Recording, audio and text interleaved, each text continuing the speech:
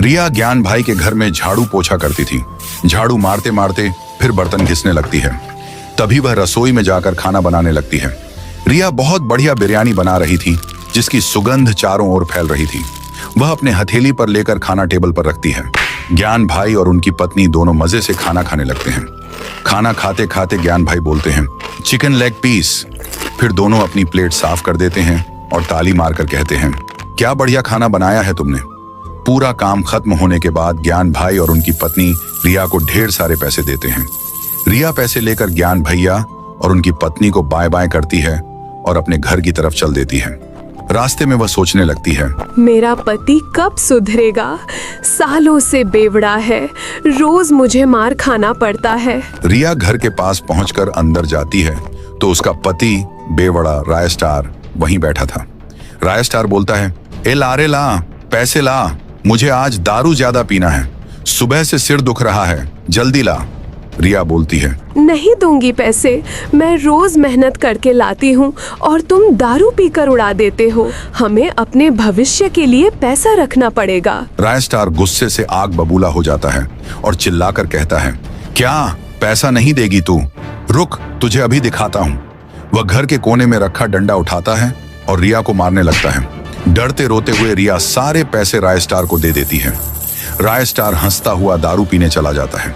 रिया की आंखों में आंसू आ जाते हैं और वह फूट फूट कर रोने लगती है। इधर राय स्टार एक होटल में पहुंचता है जहां लड़के का डांस चल रहा था। वह बियर पीने लगता है। 10-12 बोतल पीकर पूरी तरह नशे में चूर हो जाता है। घर लौटते समय रास्ते में लुढ़कता है, उसे चक्कर आने लगते हैं। वह गाना गाने लगता है, माल पिएंगे हम तो माल पिएंगे। ऐसा गाते गाते वह घर के अंदर जाता है।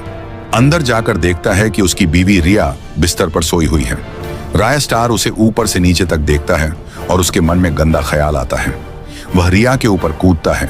रिया चिल्लाती है, छोड़ो छोड़ो मुझे। गहरी रात थी और राय स्टार अपनी हरकतों में लगा रहता है। सुबह होते ही राय स्टार फिर डंडा लेकर रिया को मारने लगता है और बोलता है, उठ, जल्दी उठ, काम पर जा, मुझे आज भी दारू पीनी है, पैसा ला कर दे।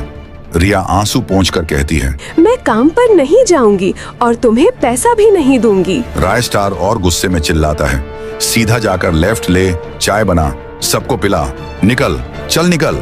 वो डंडे से मार मार कर उसे धक्का देकर घर से बाहर निकाल देता है और कहता है, जहां काम पर जाती है वहीं जा, पैसा लेकर वापस आना, नहीं तो इस घर में मत आना।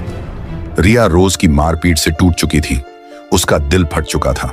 आंसू भरी आंखों के साथ वह घर छोड़कर चल देती है। वह एक जमींदार बाबू अज्जू भाई के पास पहुंचती है।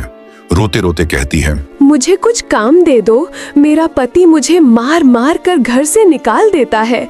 मैं अब वहाँ नहीं जाऊंगी, गया तो और मारेगा और पैसा मांगेगा। अज्जू भाई कहते हैं, ठीक है, तुम इस खेत में रहो, इस खेत की देखभाल करना, अनाज तोड़ना, पौधों को पानी देना, 4-6 काम करना।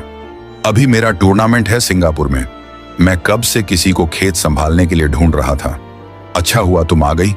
ये खेत तुम्हें संभालना है और यहाँ जो झोपड़ी है वह भी मैं तुम्हें दे देता हूँ, उसी में रह लेना। मैं सिंगापुर से लौट कर आऊंगा तो तुम्हें ढेर सारे पैसे दूंगा। यह कहकर अज्जू भाई वहां से चले जाते हैं। कुछ दिन बाद रिया खेत में काम करना शुरू करती है।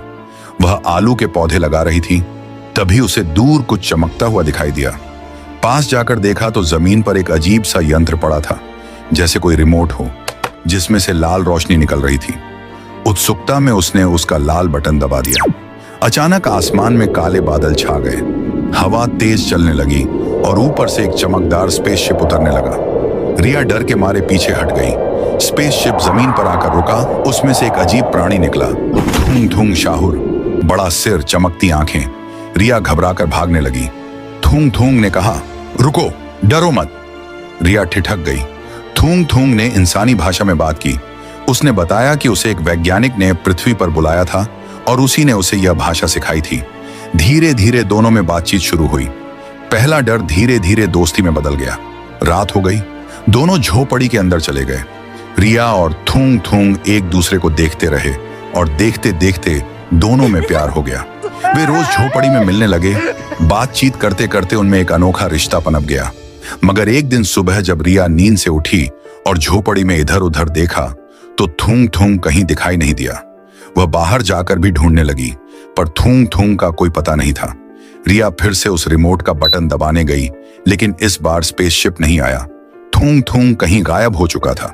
रिया उदास होकर फूट फूट कर रोने लगी। कुछ हफ्तों बाद जब रिया खेत में काम कर रही थी, उसे चक्कर आने लगे। वह उल्टियां करने लगी और अजीब महसूस होने लगा। वह गर्भवती थी। कुछ महीनों बाद जब प्रसव का समय आया तो पूरा अस्पताल हिल गया। रिया ने इंसान नहीं बल्कि एक एलियन थूंग थूंग के बच्चे को जन्म दिया। नर्सें और वहां मौजूद सभी लोग उस दृश्य को देखकर स्तब्ध रह गए। रिया की आंखों में आंसू थे, मगर उनमें डर नहीं, मातृत्व था। उसने अपने उस अजीब थूंग थूंग जैसे प्यारे बच्चे को गोद में लिया और धीरे से कहा, तू चाहे किसी भी दुनिया से आया हो, अब तो मेरा है। इसके बाद रिया अपने उस बच्चे को लेकर झोपड़ी में खुशी खुशी रहने लगी।